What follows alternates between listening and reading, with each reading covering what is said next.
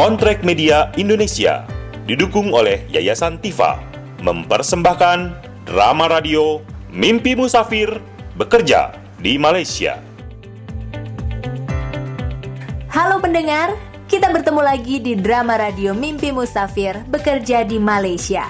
Kemarin kita sudah mendengar cerita dari tenaga Nita, sebuah LSM di Malaysia yang mendapat telepon dari tetangga Mayang, pekerja rumah tangga yang mengalami kekerasan di sana. Juga Rani yang dipenjara karena tidak memiliki dokumen, dan Putri yang disuruh suaminya bekerja di Malaysia untuk melunasi hutang-hutang mereka.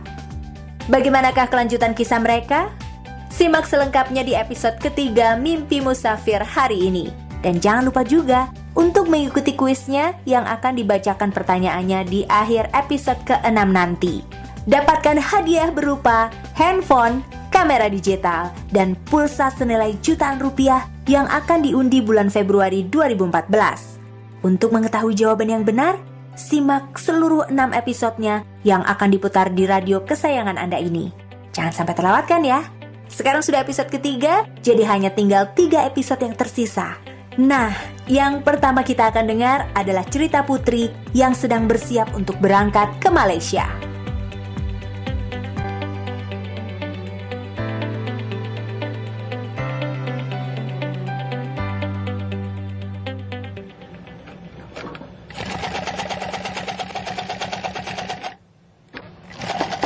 Assalamualaikum.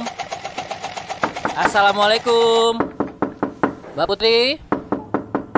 Mas Joko. Iya, waalaikumsalam.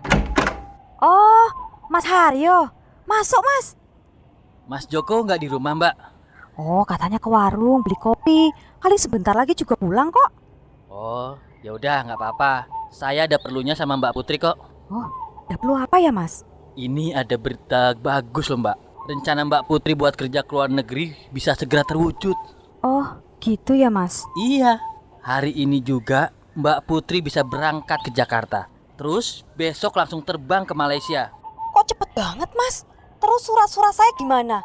Saya kan belum punya paspor, Mas. Saya kan udah bilang kemarin, Mbak, kalau sama saya dan Mas Beni kakak saya, semuanya bisa diatur. Paspor sama surat-suratnya Mbak Putri sudah siap di Jakarta. Pokoknya tinggal beres-beres, bawa baju, terus berangkat. Oh, harus hari ini ya, Mas? Iya, Mbak. Assalamualaikum. Waalaikumsalam. Lah, kebetulan Mas Joko pulang. Ini loh, Mas, mau ngabari kalau hari ini Mbak Putri bisa berangkat ke Malaysia. Hari ini? Iya. Lah, katanya pengen segera berangkat.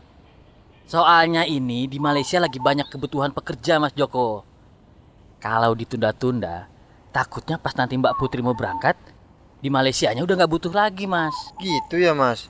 Terus nanti istri saya kerjanya di mana, Mas? Nama, alamatnya, majikannya udah ada toh? Oh, ada. Pasti udah ada.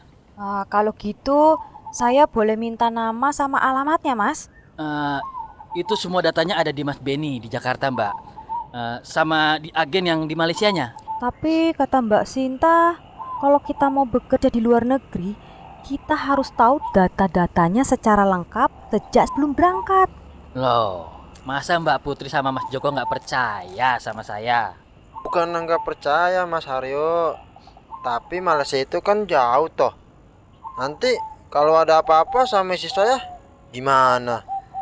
Ya sudah, Mas Joko. Pokoknya Mas Joko sama Mbak Putri percaya aja sama saya. Nanti begitu Mbak Putri sampai di Malaysia, saya yang akan segera menginformasikan ke Mas Joko tentang apa-apanya di sana. Terus kontrak kerja saya gimana, Mas? Kontrak kerja juga udah disiapkan. Nanti pokoknya Mbak Putri tinggal tanda tangan. Loh, kata Mbak Sinta lagi, kita tuh mestinya tanda tangan di sini, Mas, belum berangkat. Ya, itu kan masalah teknis aja, Mbak. Udah, pokoknya siap-siap aja sekarang. Nanti jam 4 sore saya jemput. Kita langsung berangkat ke Jakarta, ya?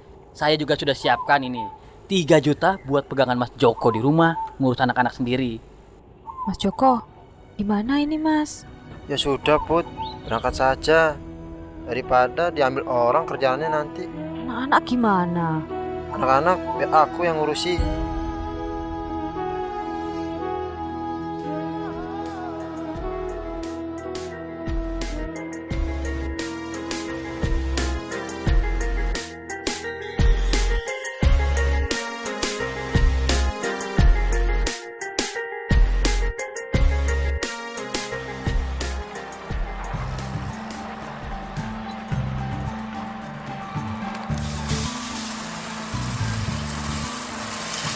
Mas Hendro, Mas Hendro. Walah, Mas Gali. Sendirian aja, Mas. Mbak Ratna udah kelihatan belum? Di pojok sana tuh kayaknya, Mas. Tadi sih udah pesen ayam penyet sama saya. Iya. Ya sudah, saya tak menyusul.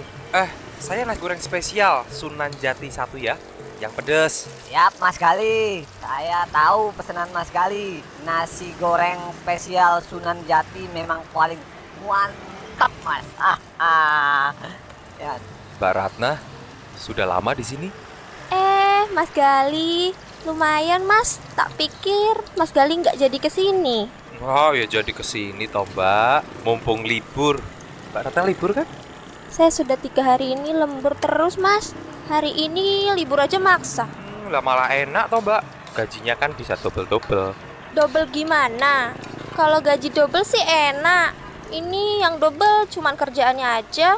Gajinya sih tetap sama Mas. Walah, gak mau nyari kerjaan yang baru aja Mbak? Saya juga kepikiran gitu Mas.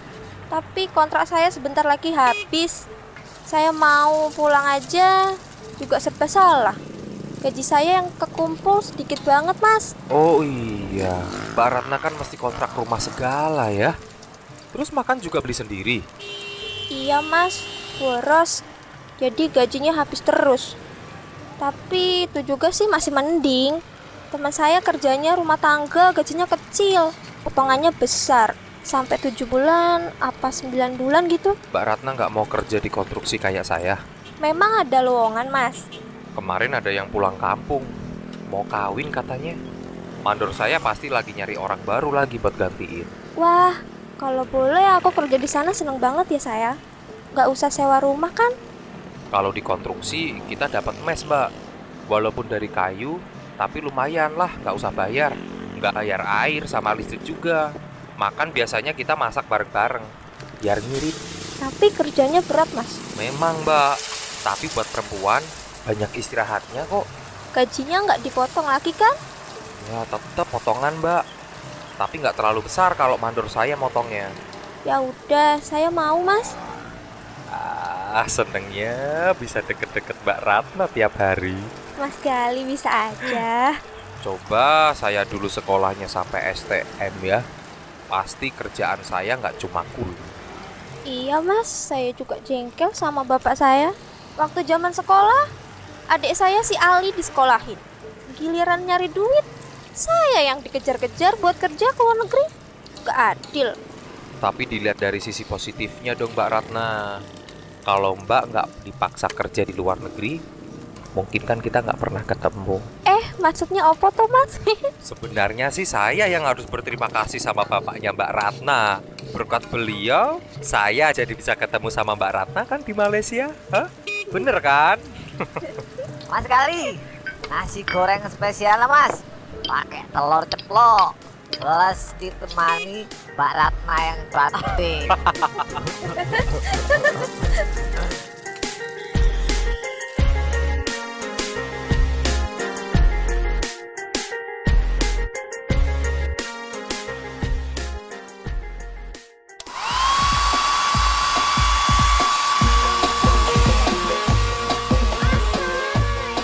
Neng kita masih manyun aja. Senyum dong Neng. Nanti jauh dari rezeki loh. Aku masih jengkel sama bapakku Mbak Susan. Dia masih maksa aku buat berangkat ke luar negeri. Padahal aku udah ingetin ke bapak apa yang dibilang sama Mbak Sinta kemarin. Ih Pak Udin ya. Hati-hati loh dia. Kasih tahu tuh bisa masuk penjara kalau dia ngirim anak di bawah umur. Namanya traffic light. Tahu? Apa Mbak Susan? Traffic light. Traffic light itu lampu merah kuning hijau di jalan Mbak. Trafficking kali. Ih serah ege dong. Mau merah, mau kuning, mau hijau, pokoknya bisa dipenjara. Ada apa sih ini? Pagi-pagi kok udah nyolot Mbak Susan? Ada Bu Mariam. Potong rambut ya Bu? Iya Mbak Sinta, sekalian kerimbat nih. Ini loh, Mbak Susan bilang trafficking kok jadi traffic light gitu. Hah? Susan mah biasa Mbak. Trafficking itu adalah perekrutan, transportasi, pemindahan, penyembunyian, atau penerimaan orang untuk tujuan dieksploitasi. Misalnya untuk dijadikan pelacur, dipaksa kerja, perbudakan, atau pengambilan organ tubuh. Ih, seram. Vita, udah ngomong sama bapak? Udah Mbak, tapi Bapak nggak percaya. Dia bilang lebih banyak kan yang sukses daripada yang nggak sukses kalau kerja di luar negeri. Itu betul, tapi kalau mau dilihat lagi, semua orang yang sukses itu pasti berangkatnya setelah cukup umur. Pakai cara-cara yang resmi, ikut pelatihan, dan data-datanya juga benar. Bapak nggak percaya Mbak, dia bilang semua tuh tergantung nasib. Ngawur, itu namanya ngawur. Nasib itu tergantung kita, Mbak Vita. Kalau kitanya ngawur, ya nasibnya pasti ngawur. Mbak Susan aja tahu. Oh gitu ya, Mbak. Memangnya kerja di luar itu bahaya ya Mbak Sinta? Kerja di mana-mana pasti ada resikonya, Bu Mariam. Tapi kalau kerja di luar negeri, yang pertama mesti diperhatikan adalah wilayah hukumnya saja udah beda. Budayanya beda, makanannya, bahasanya, dan orang-orangnya juga beda. Makanya butuh persiapan lebih matang. Beda sama orang yang mau kerja di kota yang lain di Indonesia. Emang dulu Mbak Sinta sempat ada masalah juga? Aku sih nggak pernah ada masalah yang berat. Memang majikan sempat galak, tapi terus aku bisa ngatasin itu semua. Pokoknya tegaskan saja, kalau kita sebagai pekerja juga punya hak. Tapi terus setelah kontrak selesai, aku kan kerja formal, gajinya lebih gede, kerjaan lebih baik. Pokoknya jangan salahi aturan, nanti kita bisa dideportasi dan malah tidak diizinkan masuk ke sana lagi. Sampai 5 tahun loh. Oh, bisa begitu ya Mbak? Iya, kalau kita menyalahi aturan imigrasi mereka. Terus, semua dokumen itu harus kita pastikan ada di tangan kita. Jangan sampai jatuh ke tangan orang lain. Kita punya dokumen, tapi di bawah majikan. Bisa gawat kan? Kalau ada apa-apa, kita tetap dituduh ilegal. Repot kan? Mbak, kapan-kapan Mbak Sinta main ke rumahku ya Mbak. Biar Mbak bilang sama Bapak. Biar dia tuh gak maksa-maksa aku lagi Mbak. Oh ya udah, coba nanti aku ajak SBMI ke sana. Apa tuh Mbak SBMI? SBMI itu singkatan dari Serikat Buruh Migran Indonesia. Organisasi yang terdiri dari mantan-mantan pekerja imigran dan keluarga mereka. Makanya Mbak Sita, buruan PT-nya didiriin biar bisa ngirim Vita ke luar negeri dalam keadaan aman. Loh, nggak bisa gitu. Biarpun nanti PT-ku sudah berdiri, orang seperti Vita tetap nggak bisa berangkat.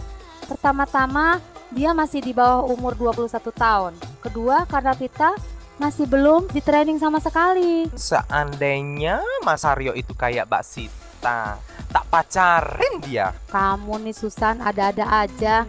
Ya sudah Vita, nanti aku tak coba ngobrol sama SBMI tentang kasus kamu ini ya. Ya udah deh Mbak, aku pulang dulu ya Mbak. Ini anduknya aku bawa ya. Ya. Titi DJ ye. Untung ya Vita jadi anaknya. Coba kalau Bapak Eke begitu. Hello, bisa aku masukin perut lagi loh dia.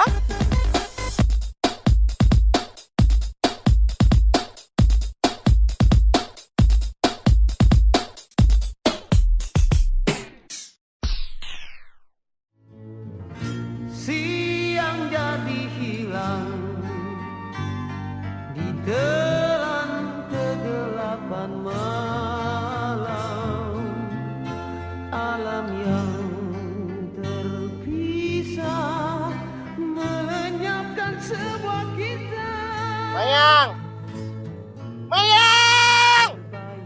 Ya Allah, Nyonya gak ada di rumah lagi. Si Tuan manggil-manggil. Aku takut dia mau berbuat jahat lagi sama aku. Hei Mayang, di mana Wak? Sinilah sebentar. Tolong ambilkan air. Mendingan aku tetap di kamar aja. Pura-pura gak denger. Mayang! Hei! Mayang, Awa di dalam kah? Cepatlah keluar. Apa Awa buat di dalam tuh? Mayang! Hei Mayang! Ayolah Mayang. Apa yang awak takutkan? Ampun Tuan. Santai saja. Tolong jangan masuk. Kalau Tuan masuk, saya teriak. Tak payahlah Mayang. Tak payah kau teriak. Tak ada orang nak dengar suara kau. Tolong. Tolong! Ayolah Mayang. Tolong! Mayang! Hei, diam awak! Kalau awak tak diam, I bunuh nanti kau. Iya. Sebentarlah. Buka pintu. Buka pintu. Sial betul. Polis datang. Mau apa mereka ke rumahku? Iya, Tuan. Apa yang boleh saya bantu, Tuan? Oh, selamat malam, Tuan. Kami menerima laporan dari tenaga Nita. Ada seorang budak dikurung di dalam rumah ini. Apa? Budak dikurung di rumah saya? Iya. Di sini tak ada siapa-siapa lah. Cuma saya seorang. Maaf, Tuan. Tapi saya harus memeriksa ke dalam. Awak tak boleh masuk begitu saja ke rumah saya. Awak perlu waran untuk itu. Kita punya waran, Tuan. Ini dia. Tapi itu fitnah lah. Kita punya bukti di sini. Gambar yang diambil dari luar rumah awak. Ada budak perempuan dikurung di dalam sini. Sekarang silakan Tuan menyingkir atau saya masuk dengan paksa. Tapi itu fitnah lah. Tolong Pak Polisi. Saya di sini. Itu dia, dari sebelah belakang. Tapi Pak Polisi. Sila mundur. Kita akan buka pintu ini. Bapak, tolong saya. Saya mau pulang. Siapa nama awak? Awak betul Mayang? Iya, Pak. Saya Mayang. Tolong keluarkan saya dari sini. Tenanglah. Awak sudah aman sekarang. Mari pergi dari sini. Terima kasih ya Allah. Mayang, ini Cik Suri dari Badan Tenaga Nita. Dia nak bantu awak mulai sekarang. Awak sudah selamat sekarang. Jangan risau. Halo Mayang, saya Suri dari LSM Tenaga Nita. Apa itu? Tenaga Nita adalah LSM yang membantu pekerja perempuan yang menghadapi masalah hak Malaysia. Macam awak nih, kami akan menemani Mayang melalui proses hukum. Proses hukum? Nanti majikan saya ditangkap. Apakah dia akan dihukum, Tuan? Ya Mayang, kami akan menangkapnya. Malah kita akan bawa dia sekarang ke balai polis. Awak tak perlu risau lagi. Terima kasih, Tuan. Puan, tolong buat saya pergi dari sini.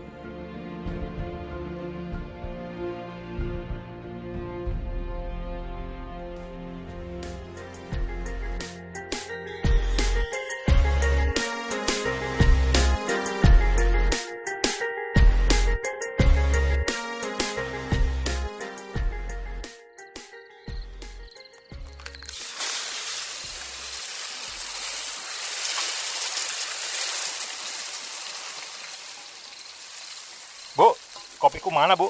Bentar, Pak. Airnya teh belum panas. Assalamualaikum. Waalaikumsalam. Baru pulang, Fit? Iya, Pak. Abis dari salonnya Mbak Sinta. Dari salon? Ngapain lama sekali di sana? Diajarin motong rambut sama Mbak Sinta, Pak. Daripada cuma nyuci handuk aja setiap hari. Nanti gajinya kan gak naik-naik. Kalau Vita bisa gunting rambut, nanti kan Vita bisa kerja lama-lama di sana. Loh, ngapain belajar motong rambut? Sebentar lagi kan kamu berangkat ke Malaysia.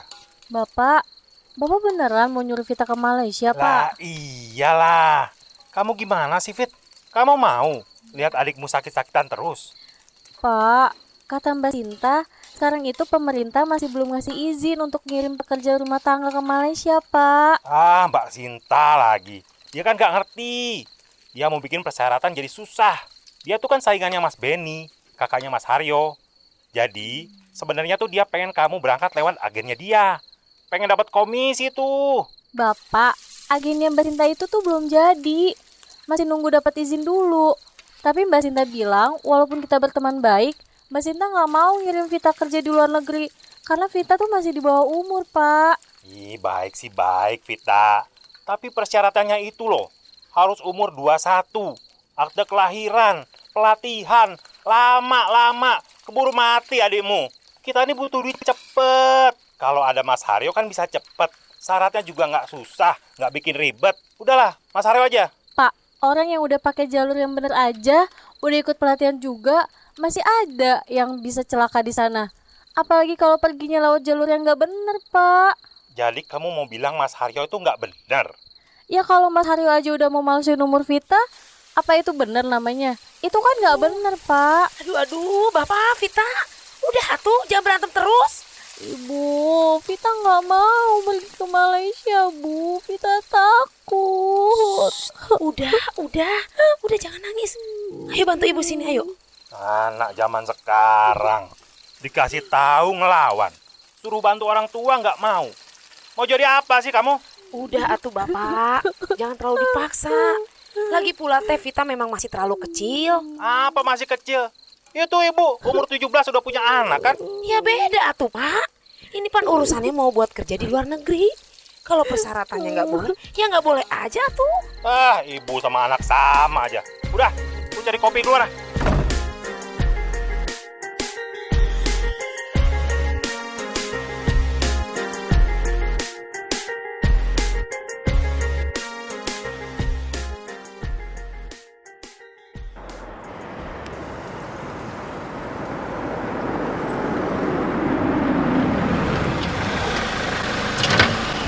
Jom Putri, turun.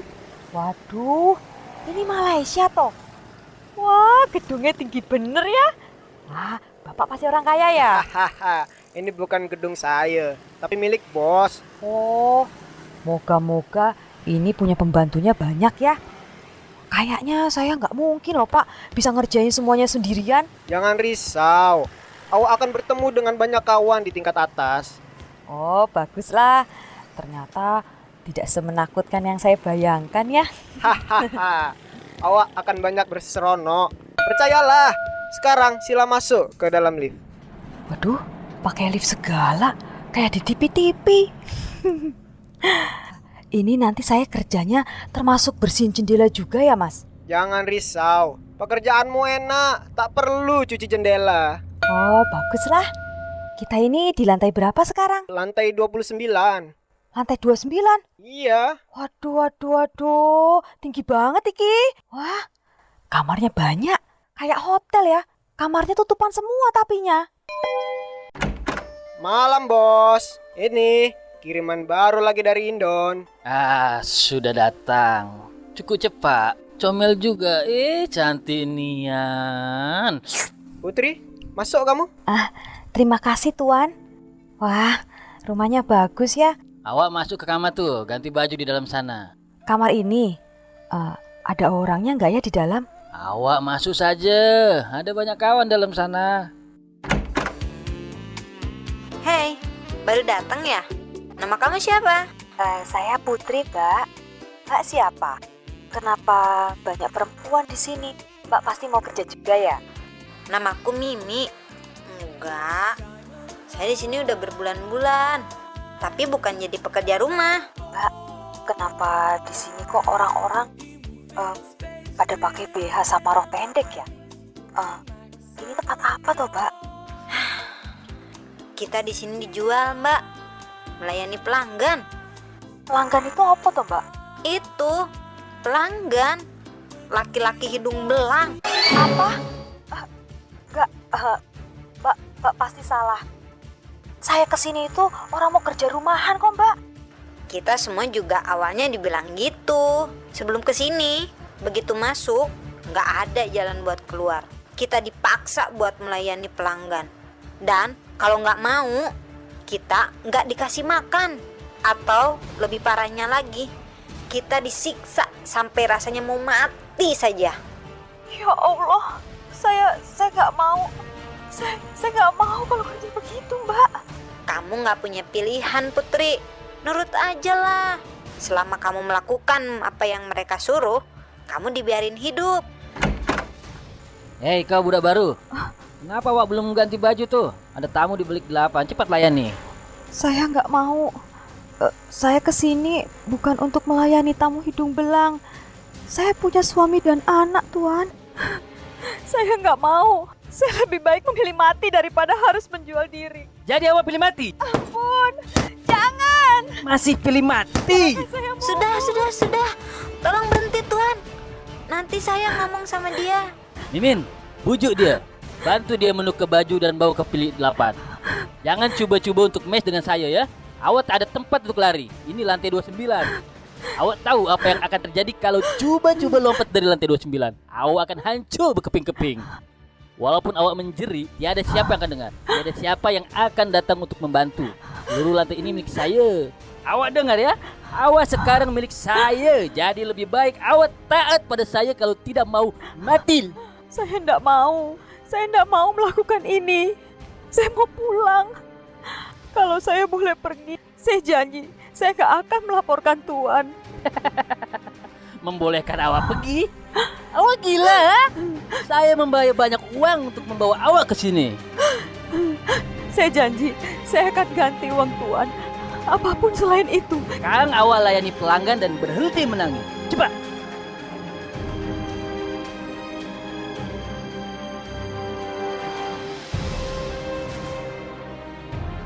Apa yang akan terjadi dengan Putri di Malaysia? Lalu bagaimana kelanjutan kisah Vita dan pasangan Galih Ratna? Dengarkan kelanjutannya di keseluruhan episode Mimpi Musafir Bekerja di Malaysia. Dan dapatkan kesempatan untuk mendapatkan hadiah-hadiah menarik dengan mengikuti kuisnya. Sampai jumpa!